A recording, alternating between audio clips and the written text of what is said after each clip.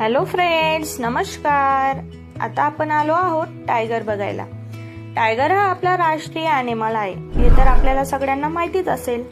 आणि हे देवांशला सुद्धा माहिती आहे बरं का. तो नेहमी बुक्स मध्ये टायगर पाहून खूप खुश होतो, पण त्याला आज रिअल मध्ये टायगर दिसणार होता. आणि टायगर स्विम करतो हे मी पहिल्यांदाच पाहिले. मग काय, स्विम करत करत तो लोकांच्या जवळच आला आणि जणू त्याला सगळ्यांना खायचेच होते असे करू लागला. पण काय, काचेचा आड त्याला काही ते करता आलं नाही. मग तो बघून बघून असे लांब गेला. परत आल्यावर त्याने देवांश जवळच उडी घेतली. मग काय, देवांश तर घाबरलाच आणि पप्पांजवळ गेला.